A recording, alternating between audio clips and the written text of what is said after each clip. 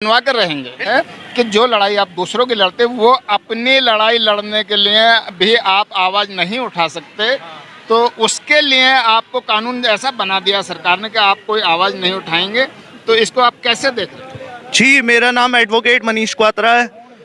सरकार के अभी तो कानों पे जू नहीं रहेंगी, लेकिन हमारा ये जो धरना प्रदर्शन है सारा सरकार के खिलाफ है।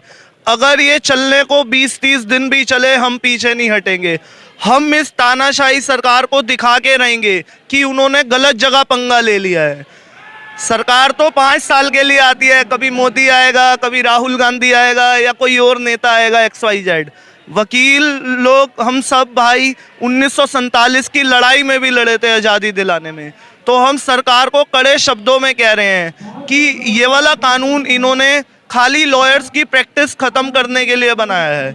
इसमें ऐसे ऐसे प्रोविज़न डाल दिए, अगर मान लो कोई अगर वकील साहब जैसे कोई केस हुआ, 2 वकील लड़ रहे हैं, एक के खिलाफ तो मुकदमा एक तो हारेगा ही हारेगा। इन्होंने ये रूल ला दिया कि अगर आप केस हार गए, आपके खिलाफ क्लाइंट प्रोसीडिंग कर सकता है, हमारे खिलाफ केस डाल सकता है, कंज्यूमर में भी और बार काउंसिल में कंप्लेंट दे सकता है। और हमारा राइट टू जैसे हम वो करते हैं स्ट्राइक, हम वो नहीं कर सकते इनके खिलाफ। इनडायरेक्टली बीजेपी ये चाह रही है कि बस अब हम वकीलों पे भी रोक टोक लगा दें ताकि हम किसी के खिलाफ खड़े ही ना हो पाए। ऐसा ही इन्होंने 2-3 साल पहले किसानों के खिलाफ करा था, किसानों के खिलाफ इन्हें माफ़ी मांगनी पड़ी थी। ऐसे ही ये हमें लिखित में दें कि हमें ये काला कानून नहीं चाहिए, हम बैकआउट हो रहे हैं, तभी ये धरना प्रदर्शन खत्म होगा, नहीं तो ये लंबा चलेगा। अच्छा, जैसे सरकार ने ये सोची समझी साजिश मानी जाए, क्या माना जाए, 2 वकील आपस में जो लड़ते हैं, दो लोगों के केस, तो आपस में वकीलों की लड़ाई होती है, वकील अपनी मान के लड़ते हैं और इसमें एक क्लाइंट हारता है तो मानो वो वकील हार गए, तो क्लाइंट ने उस पर केस कर दिया, वकील पर 3 लाख का जुर्माना और क्लाइंट गलत है तो 50,000 का जुर्माना। यही है, कुछ और है? यही है जी। इसको आप कैसे देख रहे हैं? क्या वकील को सरासर दबाया जा रहा है? जी हाँ, बिल्कुल दबाया जा रहा है। हम लोगों ने तो सरकार से कहा था कि हमें एडवोकेट प्रोटेक्शन एक्ट चाहिए जिससे हम प्रोटेक्ट हो पाएं, ताकि कल को कोई क्लाइंट हमारे खिलाफ खड़ा ना हो सके।